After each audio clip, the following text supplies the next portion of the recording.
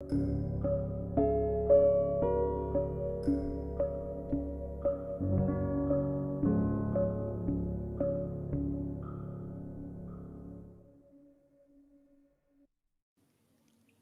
and welcome to the Capital Gains Tax Solutions podcast, where we believe most high net worth individuals and those who help them, they struggle with clarifying their capital gains tax deferral options. Not having a clear plan is the enemy, and using a proven tax deferral strategy, such as the Deferred Sales Trust, is the best way for you to defer millions of dollars in capital gains tax on the sale of primary homes, businesses, cryptocurrencies, save a failed 1031 exchange, so you can create and preserve more wealth.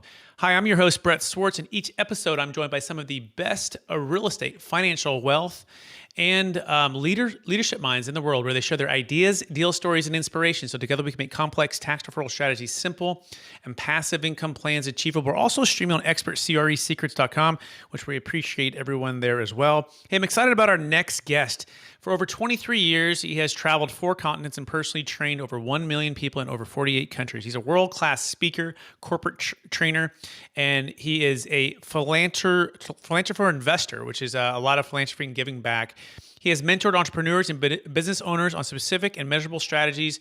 These strategies have then been implemented into businesses and increase income, transform obstacles into cash flow, and turn passion into profits, and so much more. Please welcome to the show with me, Darren Jacklin. Darren, how you doing today?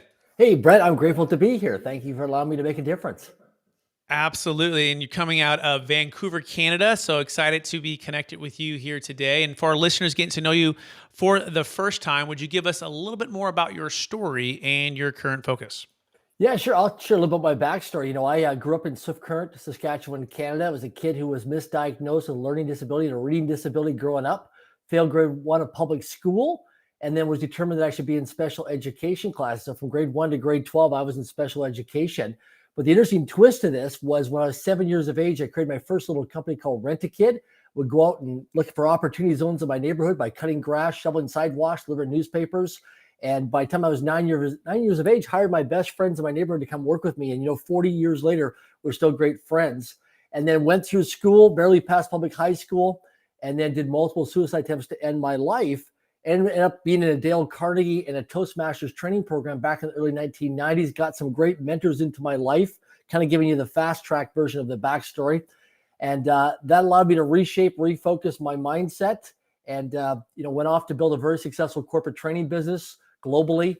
Trained, developed over 1 million people. Used to make over 400 cold calls a day, 2,000 cold calls a week. Over a 5-year period, made over 100,000 cold calls. Most of them were rejection and no calls. And that launched me. And so today, currently, I serve on multiple different paid boards of directors of public and private companies. One company I helped take from a startup company with a few hundred people as a team member to now a multi-billion-dollar company that's a publicly traded company on NASDAQ with almost 70,000 people globally in 18 countries on 5 continents. And I have a portfolio of companies that I'm actively and passively involved with, and very actively involved right now currently and rolling up accounting firms across the United States of America through a company I'm a partner in called Profitopia. So we're buying accounting firms. We're solving a big problem. We have over 100,000 CPAs right now over the next 8 years are going to retire as baby boomers. The average age of a baby boomer CPA right now is 57 years of age in the United States. So we're acquiring these cash flow producing businesses to roll them up into one big parent company of Profitopia. So what I focus on now is profit for people. I've committed, Tatiana and I, love of my life, we've committed $100 million over the next 10 years through our family foundation for global philanthropy projects, through our Link Foundation, and through Link Leadership Academy, which is our first school right now over in Liberia, West Africa. So we're buying companies, we're growing and scaling companies and advising companies, and having a lot of fun with that, and building great teams of people, because most of our goals and dreams do not require our actions. So as we transition into 2022, it's something to be mindfully aware of, that most of our goals and dreams do not require our actions. So we're having a great time making a difference. Amazing, Darren. I absolutely love that. And I want to dive into transforming obstacles into cash flow, and also talking about most of our goals and dreams do not require actions, and really understand that. But before we go into all of that, by the way, you can find more about Darren Jacklin right now by going to darrenjacklin.com. That's darrenjacklin.com. I want to take one other step back. You Sure. touched on your childhood and some of the challenges you had to overcome. And, I believe we've all been given certain gifts in this life, and these gifts have been given to us to be a blessing and help to others. Some people call them strengths, some people call them superpowers. I believe they're God-given gifts, and they've been given to us to, again, be a blessing and help to others. So I'm curious, what are those one or two gifts that you believe you were given, and how does that help how you help and bless people today? Great question. I think at a young age, because I was misdiagnosed with a learning disability and reading disability, and I felt socially awkward. I felt invisible. I never felt good enough or smart enough. I had very low self-worth and a very low self-image. I think what I really discovered is that as human beings, if we're up in the International Space Station looking down on planet Earth and we see all these human beings on this planet, and we were to map everybody together, what we discover is that all we are is a network of conversations. And what I've discovered is I'm a connector. Everything that we really, really, really want in our lives is going to come from strangers. But we're taught from our environments growing up as children, don't talk to strangers. During COVID-19 and during the lockdown and social distancing, we're taught keep our distance from people. But the key thing is everything that we want in our lives is going to come from having conversations through a network of conversations with other people.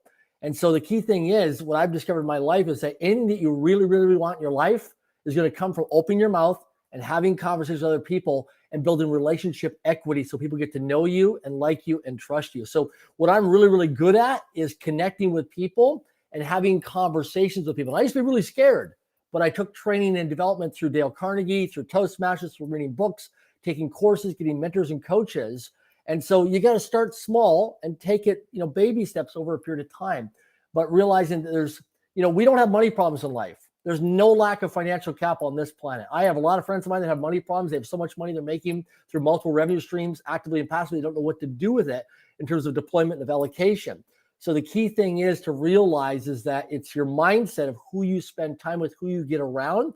And I think a big breakthrough that I discovered early on in my life, because I didn't have the academia behind me. I didn't have the academia smarts. I barely passed public high school, but I learned something very young through pain and through adversity. And what I discovered as a life lesson was the who and the how.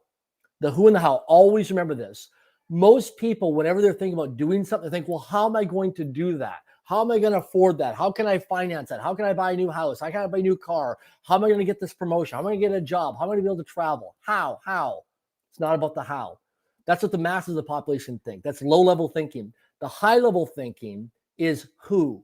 Who can be on your life team that you can call out of your mobile phone and you can have a conversation with him or her and get access to an opportunity zone to open up. So always look at it's not what you know, it's who you know, it's who they know that knows you. It's the who and not the how. So when you think about how to do things, you're not going to get too far in life. You start thinking about who and how you can leverage that through social capital, relationship capital, you will grow and scale very, very quickly. And that's something I'm blessed in my life now to have a portfolio of companies and a group of companies and things like that. Is I focused on building teams and teamwork, but I focused on the who versus focused on the how.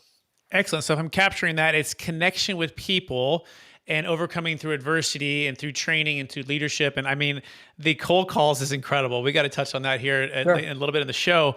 But pushing through, and I would say that relentless drive to overcome and become who you are now is the gift. And then number two, recognizing that it's the who, not the how, right? Another way you could put it is hire the who or add value to enough who's and that you can rely on them and they know you enough and you know them enough where you can pick up the phone and connect. Is that a fair summary so far? For sure, you betcha. Yeah, because the key thing is getting around influential people that are playing at a higher level than you personally professionally. If you're the smartest person in a room, in your company or business or organization, you're going to a conference or a workshop or a seminar, you're in the wrong room. If you're in a room where you're the most financially successful, you're in the wrong room. If you're in the best room where you've got things that are like, man, I feel great, you're in the wrong room. Another thing is too, what I've discovered from my experience is that whatever you lack in skill, you make it up in numbers. Quick example. When I was a kid growing up, I had really low self-confidence, didn't believe in myself, but was really interested in girls, as a teenager. So what I used to do is in Canada here, I used to take 10 Canadian pennies and put 10 Canadian pennies in my left pocket. Every time I'd say good morning, good afternoon, good evening, or hello or hi to a girl, I would transfer secretly a penny from my left pocket to my right pocket. So I played this game. And the key thing is adults, you need to play games. So what I do is when I'm in business, I always play games. It's all about metricing. So like a lot of times people in sales and business, it's all about, how many leads they're getting. I don't metric leads, I metric conversations. How many conversations am I having with people on a daily or hourly or weekly basis? And I start to metric the conversations, because conversations, by just going out there and having conversations with people, lead to contracts. And so it's something different mindset or strategy, but if you do it consistently over a period of time, you'll get different results. And so again, I had to learn differently from a street smart level, because I didn't have all the ways that a lot of other people had in terms of college and university and stuff like that. So I learned to keep things very simple, but very practical, but very measurable in terms of results. Absolutely. I want to pull out on that idea of the people you're surrounding yourself with, and and trying to get get better leaders and smarter people in the room so you can level up. Everything rises and falls on leadership. Yes. And to our ability to become better leader, we need to be around those who are ahead of us, who can guide us, who can lead us into a higher level of our leadership, right? And so that just makes sense. And so how are you getting yourself in the room? How are you doing that? How are you adding value? How are you connecting in that way? And that's what we're going to be talking about right now, transforming obstacles into cash flow. So someone might say, hey, Darren, that's really hard to get into those rooms, right? Or how did you get into those rooms? Like, can you tell us a little bit of your story and how that worked, and then how you grew that into your businesses, into cash flow? I'll show you something practically right here in my home office here. Let's go. So I have a must-meet list. So this is 100 people on this list. So, you see in the news media, they have the America's Most Wanted list. This is a must-meet list. So I had a virtual assistant, cost me a couple $100. And I hired a virtual assistant to actually put this all together, do all the research for me, and create a must-meet list. Every time I meet one of these people, I put a star beside their name. And so the key thing is, these are all influencers. Some of them have passed away now in the last year or so, but I have multiple must-meet list boards. And so the key thing is your target is, who do you want to get access to? So who are you studying, who are you reading, who are you learning about, who's trending right now, who's influential, these men and women, and then how can you get access to them? So somebody that you respect and admire in your industry, or you see on media attention or on the internet, you're thinking, man, I'd love to meet with that person and have access to that person, because proximity is power. So what I do is I play a game, and it's a contact game, because networking is a contact sport. So what I do is I create my must meet list. And if you want to see it, it's in the book. I actually have it in the back of the book here, the must meet list in my book I created called Until I Become, to show people visually what it looks like. But the key thing is think about going forward, what's the ideal lifestyle that you want to live on your terms? Like when you see people out in public or on the internet or in media, who are these people? And what if you get access to spend time with these people? Because all we are is a network of conversations. That's all we are as human beings. We're a network of conversations. When you realize that anything you really want in your life is going to come from strangers, we're just a network of conversations. So the key thing is that what I do is I put these people on my must meet list, as you see back there on the wall. And then I just start having conversations with people and saying, this is what I'm committed to. I want to meet these people. And, everybody has a chiropractor, a massage therapist, a doctor. Everybody knows, because back in 1967, Stanley Milgram did a wonderful case study called The Law of 6 Degrees of Separation. And what Stanley Milgram discovered is that we were 6 degrees of separation from everybody on planet Earth. Now, because of the internet and social media, we're now less than 3 degrees of separation from anybody on planet Earth. So the key thing is that we live in a world of connectivity. And so first of all, is write down on paper, who do you want to meet? And then start thinking about your life and follow them on social media. Who's following them? Who's interacting with them? Who's engaging with them? And you'd be amazed in a very short period of time. I take my iPhone and I put people's names in my phone who I've never met yet. And I play this game. And within 12 to 24 months, I start meeting these people, because the mindset is I'm acting as if I've already met them. So I'm building a personal relationship like as if I already know them. And I start to follow these people in terms of what's some points of interest, what's their birthday, what's their wedding anniversary, what's their spouse or partner, significant other, what's their name, what's their children's names, what are things that matter most to these people. So when I meet these people, I can pull up information on them and tell you all kinds of data points on them. So if I have to sneak off to a restroom, if I walk into a charity event or an airport and there's that person I want to meet who's on my must meet list, or I'm on an airplane and, oh my gosh, there's so-and-so who's on my must meet list, I can excuse myself for a couple minutes, look at my phone, look at my data points, like, oh my gosh, now I know how to go up to that person and start to establish and build rapport so they get to know me and like me and trust me about building relationship equity. Because I want to be relational and not transactional. I want to be memorable versus forgettable. Amazing. So much wisdom there. And I want to think of maybe we can bring this to life now, right? So Sure. you're identifying it. You're in a sense, creating a way to track that and to have some fun with it, creating like a game, right? And then you're studying and reading and learning about these folks, right? And they're inspiring you, but you're thinking, hey, look, if I can get in the room and I can build rapport and I can learn from somebody and I can connect with somebody, I'm going to level up my leadership. I'm going to level up my ability to make a difference in more people's lives. That's a fair summary so far, yes? Yes, absolutely. Okay, so now let's talk about maybe a fun one, like where you're like, oh, the chances of me meeting this person, or give us kind of the one that's just like, Well, I'll give you an example. I'll give you a yeah, real life example. So yeah, I live here in Vancouver, Canada, and a famous singer named Sarah McLachlan. A lot of people know Sarah McLachlan. If you don't know her name, you would know her music. It's been in many movies. It's on the media. I mean, it's on the radio stations all the time. You'd recognize her songs if you live here around the world. So I'm going hiking with my dog, right? And here in Vancouver, Canada. And in the last couple months, I've run into her 6 times on the hiking trails. Okay, 6 times. Because what I believe that when you have the right energy and you're at the right mindset and you're thinking, you'll attract that person into your life. Prime example is, somebody in your life, person professionally, you haven't seen them or talked to them for a while, and all of a sudden they call you out of the blue. Or all of a sudden you're on social media and they reach out and connect with you. So I believe there's no coincidences with that. This is my own personal belief from my own experiences in life. So Sarah McLachlan is one person, for example. I was recently on an airplane, and somebody I've been wanting to meet for a number of years was somebody was on the airplane. I was at an event here a couple of years ago, and I've always wanted to meet Michael Gerber, the guy who wrote the book called The E-Myth. Here I walk into a room in Sarasota, Florida, USA, and here he is in the same room, sitting right beside me, him and his wife. So you just never know. I'm at a charity event in New York City a few years ago, and I walk in, and here's the founder of Starbucks, Howard Schultz and his family. So, at the same table as I'm at, like, what are the odds of that? So you just never know who you're going to get a chance to get around and who you meet. And what I do is I used to screw it up when I used to meet people. I used to pitch and sell people.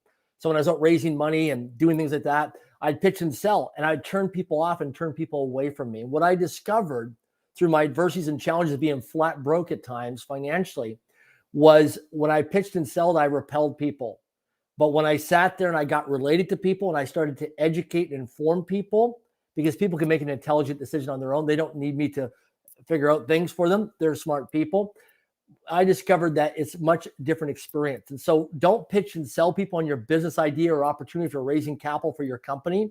Educate and inform people so they get to know you and like you and trust you. Become relational. A lot of people, they'll friend request me on social media, on LinkedIn as an example. I'll accept the friend request, and then boom, they're pitching me on some cryptocurrency or some opportunity. I don't even know you. I don't even like you. I don't even trust you. I haven't even built any relationship with you. It's like a one-night stand. Like, build a relationship with me. Start to journey with me. Get to build that rapport with me. So I just delete them. And so a lot of people are transactional today, and then they wonder why they're not succeeding. And I used to do that in my life. I was very transactional. I was flat broke all the time, always struggling. And when I started to become relational, so people get to know me, like me, and trust me, build that relationship equity, things started changing my life. Because if you will change, everything will change for you. beautiful. So it's transforming obstacles into cash flow. It may be a better title would be transforming, let's say, relational capital and building and giving and getting to know somebody into opportunities to serve more people and create more cash flow or Sure. build more business. Is that maybe a better So title? give you For an example. Yeah. Transforming opposite into cash flow. So here's the first thing to understand. We don't have money problems in life. There's no lack of money. It's a thinking problem. It's not a money problem. It's a thinking problem. There's no lack of money. I can take anybody. I do work all over the world in third world countries, first world, second world countries. I've been in some of the most impoverished countries on planet Earth, teaching people how to make money. The fastest path to money making is, number one, is identify a problem. So when I was a kid in my rent-a-kid business, I went and knocked on doors, looking at who's got my money. They needed their driveway shoveled in the wintertime with snow. I would cut grass, rake leaves, remove junk, paint fences, find different ways I could do different odd jobs. So the first thing to look for is the fast path to cash is look around your home and look at all the things that you aren't using that you could repurpose and monetize for cash. For goodwill, a yard sale, garage sale, an online sale. What are things, golf clubs, tools, computer appliances, purses, handbags, shoes, things that you're not using. It's just taking up clutter or space in where you live. Repurpose it, gift it away, or give it away to somebody with no expectations, and watch how things will come back to you because the law of reciprocity, right? Or karma, or sowing and reaping. There's that. Another thing to look at is we don't have money problems in life, we only have thinking problems, is look at what we call opportunity zones. So if you and I were to sit down and watch CNN News right now, I would get really excited. Why? I wouldn't get depressed or feel negative. I think, oh my gosh, look at all these challenges and problems that CNN News is talking about today. Because the key thing is turning the crisis into an opportunity zone. That's the key thing. And so when somebody's in your lunchroom or somebody's on, in your family that's complaining about things, how can you turn that crisis into an opportunity zone and get paid for it? So what I used to do is I used to always want to travel the world. I love traveling. It's very high on my value list to travel. And I always say to myself as a daily affirmation, I get paid handsomely to travel the world and do what I love and love what I do. I get paid handsomely to travel the world and do what I love and love what I do. And I have 120 affirmations that I say every day to myself. And one of the things I discovered was rather than me saying, how can I financially save up money or Aeroplan points to afford to travel, I changed my mindset to saying, how do I get paid to travel? How do I get paid to travel the world and do what I love and love what I do? Right. And so I would write down in my journal ways that I can get paid to travel the world and do what I love and love what I do. And that was speaking at conferences, conventions, workshops, seminars, serving on different boards of directors and advisory boards of companies. So the key thing is that wherever you are geographically live on the planet, look around your neighborhood and look at problems that you can solve or challenges you can solve and create opportunities. That's all it is it's opportunity zones. So right now during COVID-19, as people are, I've done extremely well the last couple of years during COVID. Why? Because I just see opportunity zones everywhere. Where people are complaining, I see opportunity. Phenomenal. And as a part of that, you mentioned, I think, Profitopia, 100,000 CPAs that are retiring. They're about 57 years old in the average age. And there's a big opportunity to consolidate and buy these cash flowing producing businesses. So talk to us a little bit about that, because here at Capital Gains Tax Solutions help people defer capital gains tax, right? And so we love working with CPA. So give us kind of the vision for that, how it's going, what the biggest obstacle is, and then where the opportunity is for those who are looking to get accounting services. Yeah. Well, so one of the big obstacles we're facing right now is to acquire these companies, we need cash, right? So we have people in my network, private investors. So we pay 15% annual return with a monthly interest payment on the 15th day of each calendar month over 3-year terms. And so now we're sorting through who we want to take money through because it's an attractive offer. It's very de-risked because it's accounting firms. It's a very boring industry. And we're actually buying companies. So here's a takeaway for people to write down. It's easier to acquire cash flow than to create it. So it's easier to buy cash flow or easier to acquire cash flow. So a lot of times people go and create startup companies that are high risk and they go to friends and family to raise money or crowdfunding. And there's a very high level of chance of failure in the first few years because there's a lot of liftoff you got to get with cash and hiring people and selling products and services and growing and scaling your company. So you can already buy an existing company out there that somebody wants to retire or somebody's going through a family matter or a health issue, whatever it is, and you can buy his or her company, and they've got 2 or 3 or 4 or 5 years of financials that they can show you in a data room as part of the discovery and due diligence process. So what we're doing right now is we're disrupting and solving in this accounting world in the United States of America. Is one of the companies I'm involved with, Profitopia.com. I'm a partner in Profitopia.com. Is we're now acquiring CPA firms. So we're buying the companies that have been around for years. We're retiring these accountants with their transition plan and their exit strategy. Some will hire them back as employees. And then we take all those clients and we roll them up into Profitopia. And then what we do is we introduce what we call ancillary services, which then helps with retention of our clients. Because the number one reason why people leave an accounting firm is they outgrow the accountant. And I speak to many people frequently who outgrow their accountants all the time as their company's growing and scaling or they're going through a liquidity event.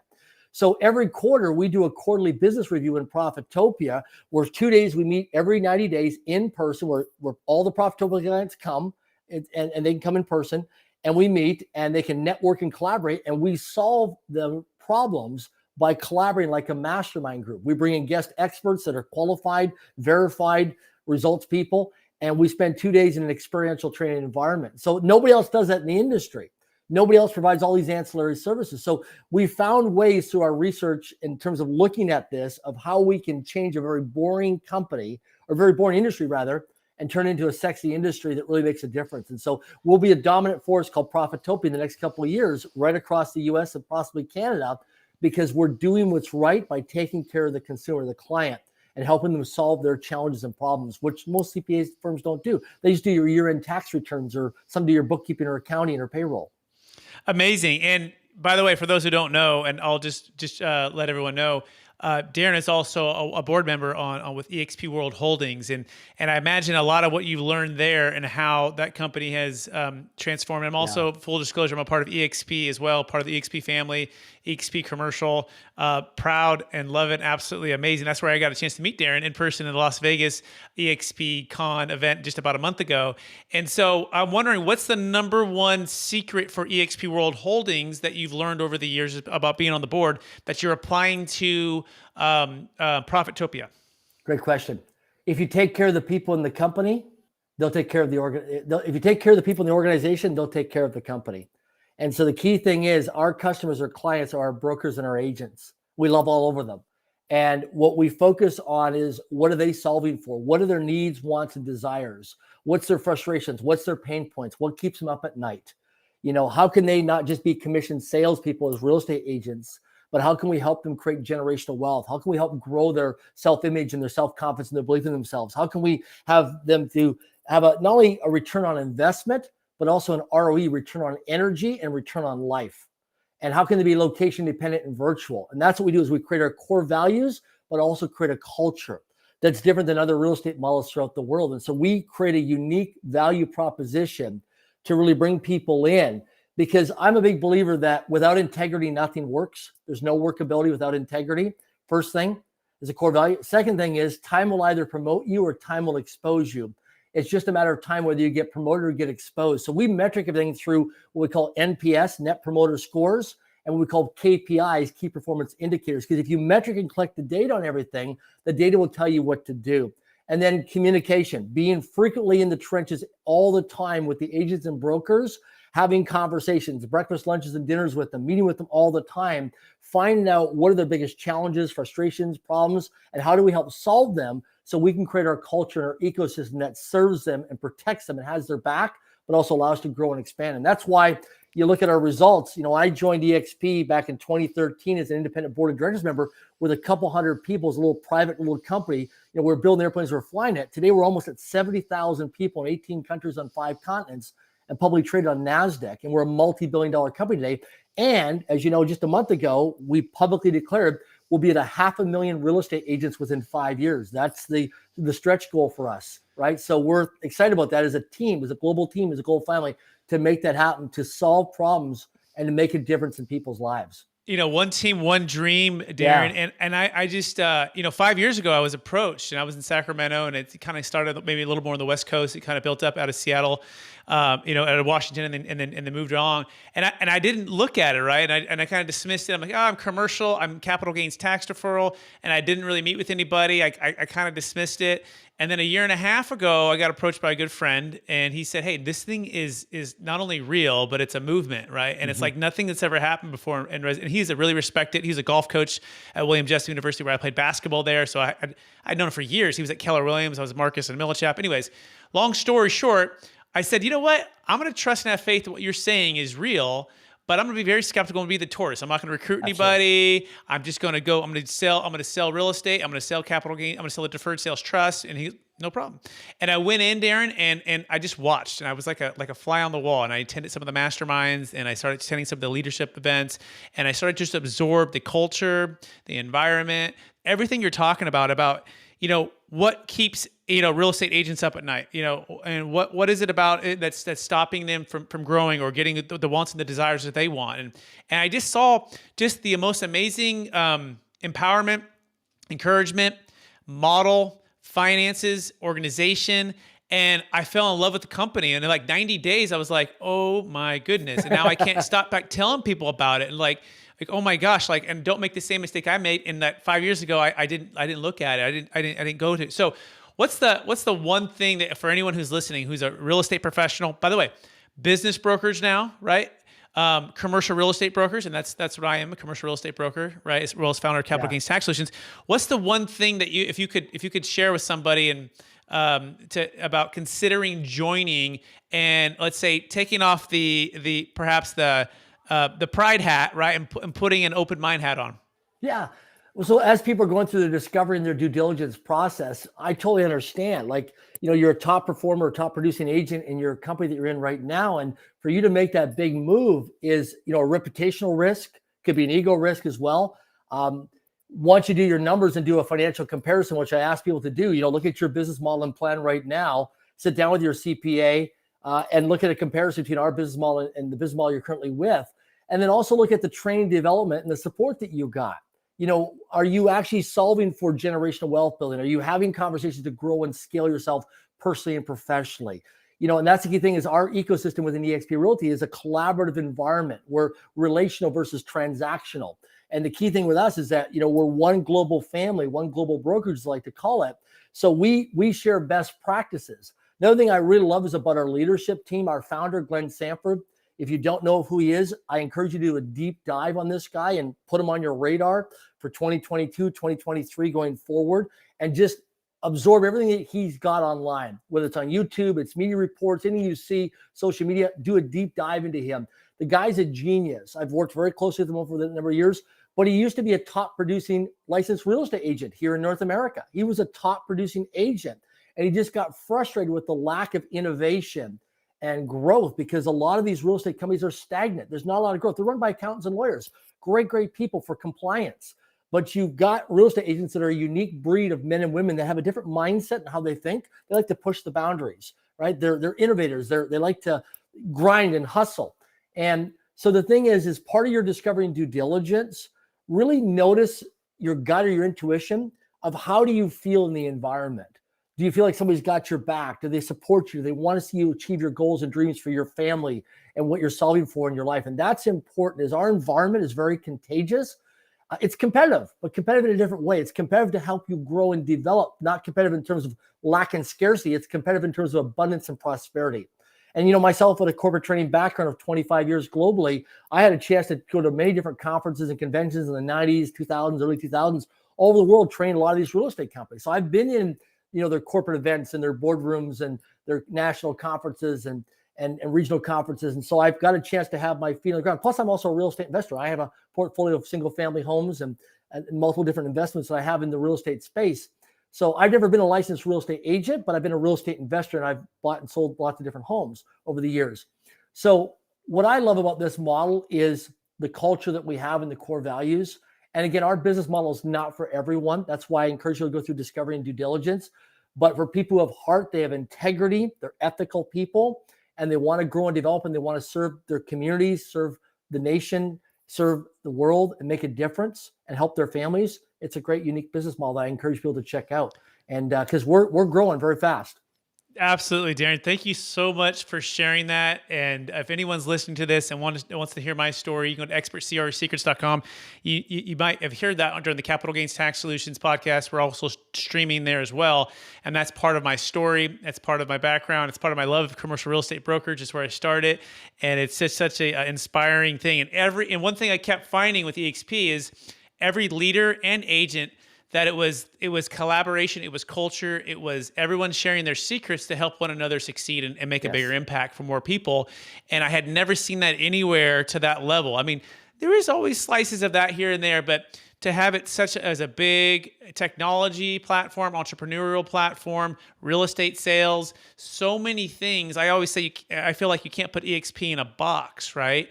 And you can't just, it's living, breathing, and growing in a way like nothing I've seen before in my short, small 2006 starting in commercial real estate background. So that being said, we got to transition to the lightning round. So are you ready? I'm ready. All right. So knowing what you know now, if you go back to your 25-year-old self, what's the one golden nugget you'd make sure to tell yourself to do? Without integrity, nothing works. Always maintain your integrity. It's a key thing. If you're late to a meeting, you stop the meeting, you apologize, and restore your integrity before you start the meeting. Because in the back of people's minds, they're not going to tell you, but in the back of their mind, they're questioning, are you somebody that they can trust? Are you somebody who's reliable? Another thing is time will promote you or time will expose you. It's just a matter of time. Do things in your life through daily disciplines, daily habits, daily routines. Hang out with people that you will get promoted over time, not get exposed.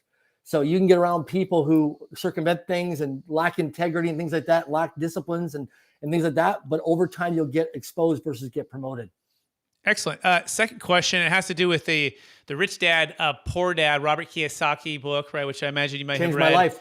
Yeah. And so and we try to really encourage people to practice the habits of that Rich Dad, Poor Dad strategy. So what's the one, habit you're trying to really implement on a quarterly, daily, weekly basis for your business and building wealth? Well, in the book Rich Dad, Poor Dad, or a second book called Cash Flow Quadrants by Robert Kiyosaki, he talks about rich people don't work for money. They work to acquire stable monthly recurring income producing assets. And so the key thing is it's passive income. And so the key thing I'm always working for is how do I generate more and more passive income, profit for people? Because I've dedicated my life to global philanthropy. So I love building financial wealth, but I'm building right now for a 250-year legacy plan through Link Foundation. So we're building right now for a 250-year legacy plan. So I'm always forward thinking. So the big thing for me is study the 4 quadrants that Robert Kiyosaki talks about: the employee, self-employed, business owner, investor, and make sure you start to invest a lot of time into the investor quadrant, because that will set you free. Stop working for money and start to work for income producing assets. Beautiful. Next question has to do with the biggest frustration when it comes to capital gains tax deferral and or the 1031 exchange, right? I'm curious, when it comes to selling cryptocurrency, public or private stock, businesses, real estate, what's been the biggest frustration you've seen as it pertains to capital gains tax deferral and or the 1031 exchange when it comes to trading real estate? Good point. I'm a Canadian, so a little bit tax system, they're a little different, but we do stuff in the United States. I have a team of professionals around me that advise me, so I'm not into it with the day-to-day details. I just kind of get the high-level executive summary or overview. I think the biggest thing is getting people around you that have the right information, that are current with information in terms of frustration, and also building people around you that are not just looking for the billable hours or billable time. They come with really great information. Because as you start to go into this thing and you start to build success or build financial wealth, there's lots of people out there who want to sell you their products and services more in terms of selling products and services than actually giving the right information. So I think for my biggest pain point and frustration is getting people around me who I like and trust and respect that they are best in class in terms of their information and it's current information. Because I've got some information people over the years that are smart people, but it's not current and relevant information. Excellent. Very well said. Next question. What's the number one book you've recommended or gifted the most in the past year?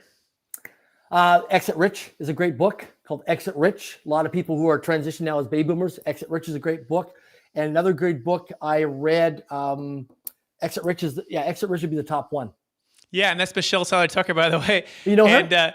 And by the way, she just joined EXP Commercial, and she's a part of my EXP oh, wow, I did not know that. Family in line. I don't know if you knew that, Darren. Yeah, but when we were in Vegas all together, we were hanging out. So that's a big deal. And we're small world. Yeah, it's a small world, and we're also a network of conversations. It's a network of conversations, right? And she'll actually be on the show on Monday. We're doing a show, and anyways, it's let her know I said hello. That's great. I will. Second to last question. What are you most curious about right now? Most curious about right now is really solving. As the world right now, there's a lot of things. There's a lot of uncertainty and a lot of unrest. A lot of people right now. And the next generation, I speak at a lot of universities and colleges and high schools as a way to give back through our foundation. And I go and gift books to all the students, and they don't have clarity. They don't have focus. They don't have direction. And so that's a big thing that right now is really giving some guidance and some wisdom to really show people, these young men and women, because there's so many different options of where they go today.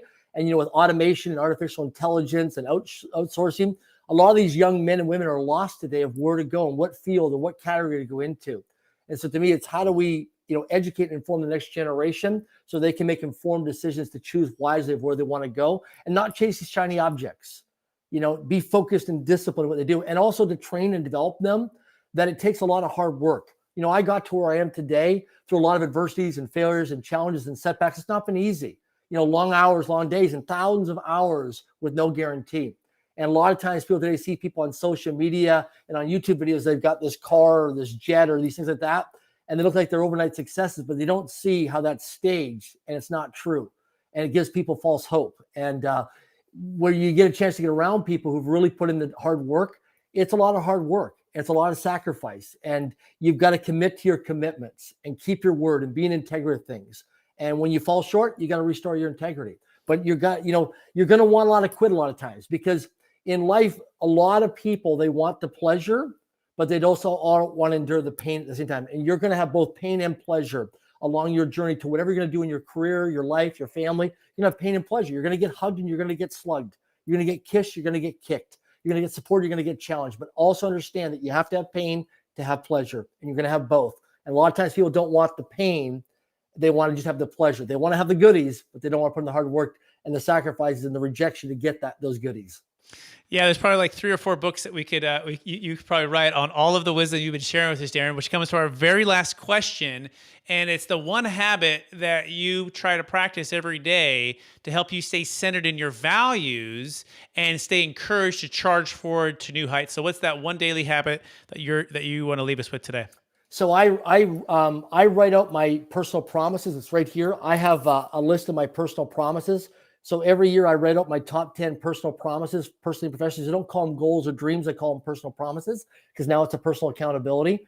And so every morning as a daily habits non-negotiable, I write out in my journal my top 10 personal promises to myself every day and every night. I write them out a minimum of 730 times a calendar year. Every time I have a setback, a challenge or adversity or disappointment, I actually write them out again. So I actually write them out probably around 780 times a year, my personal promise to myself. And that's why I have a high level of achievement of hitting them, because they're in front of me all the time consistently. I'm writing them out through repetition every single day as a non-negotiable habit. Absolutely love it. Would you share just one of those with us that maybe it's one that's going to be new for 2022 based upon the last year and a half of the world changing in a lot of ways? So January 28th of 2021, during lockdown of COVID, I was 218 pounds. I was obese and statistically overweight here in Canada. And I realized the gyms are closed. I'm kind of clumsy when it comes to working out. I'm not that kinesthetic. So I created a hiking group with a couple other people. And we started to put into our calendars recurring meetings every Sunday. We dedicated our life to every Sunday. We go out hiking, we'd social distance. And now we hike multiple times a week. When I'm home in Vancouver, I'm not traveling. And I'm down 32 pounds in weight. And so the key thing is, the takeaway from this is whatever you really want to do in your life, if it's not scheduled into your calendar and structured with a reminder, it does not exist in your life. So whatever you really, really want to do personally, professionally, if it's date nights, if it's travel, it's trips, whatever it is, if you don't schedule into your calendar, it doesn't exist into your life. So one of the things I always share with people when they want to, in terms of transforming options into cash flow, people say, Darren, I want to make more money in 2022. Great. Show me in your calendar over the next 7 days, where have you scheduled revenue generating activities, wealth building activities, income producing activities? Where are you scheduled and you've time blocked in your calendar that you're focused on income producing activities? Because if you don't have revenue generating activities scheduled in your calendar, you're going to do other things that are not revenue generating. You're going to do things that are not income producing. Darren Jacklin, it's been more than a pleasure. Wow, I haven't had this long of a podcast in a while. Your energy and your wisdom and your content, we couldn't get away. So I appreciate all the listeners staying for the 42 minutes and plus here. For listeners who want to get in touch with you, would you remind them one last time, what's the best place for them to find you? Yeah, you can always Google my name, Darren Jacklin, or go to darrenjacklin.com. We're going to be updating the site soon, but you got darrenjacklin.com. And if you Google me under Darren Jacklin, you'll also find our family foundation called Link Foundation. You'll see what we're doing in terms of global philanthropy around the planet. And if you want, you can also order the book, Until I Become. It came out to serve humanity. It's less than 100 pages. And it's a book that shows you practical tips. And there's no filler or fluff in it. You get the steak, not the sizzle. Because to me, is the juice worth the squeeze? And so to me, the juice is worth the squeeze. That's why I did the book, because I wanted to pay it forward and pass it on to make a difference in humanity. Because to what I want, what's in it for me, is I want to collect the stories of how it made a difference in people's lives. Amazing. Darren Jacklin, thank you so much for being on the show. I want to encourage you to keep using the connection, your gift of connecting with people and overcoming adversity. And then, hiring or bringing in the who versus trying to be the how, because of all of the network of conversations is really what this connection of people and life is about. So thank you so much for being on the show. And also want to thank our listeners for listening to another episode of the Capital Gains Tax Solutions podcast. As always, we believe most high net worth individuals and those who help them, they struggle with clarifying their capital gains tax deferral options. Not having a clear plan is the enemy, and using a proven tax deferral strategy, such as the Deferred Sales Trust, and overcoming objections and transforming your life through relationships building is the best way for you to grow your wealth. I want to encourage you, if you have any capital gains tax deferral challenges that you want clarity on, you can go to capitalgainstaxsolutions.com. If you are interested in EXP and you want to know more about my story and the team that we're building across the nation, you can go to expertcresecrets.com. That's expertcresecrets.com. Please rate, review, and subscribe. Please share this with somebody that could be inspired today. Darren brought the fire, and he brought so much wisdom and inspiration. So please don't let this go without sharing it, liking it, subscribing to the channels, and giving it to someone who it could be a blessing to them. Thank you so much, and we talk to you again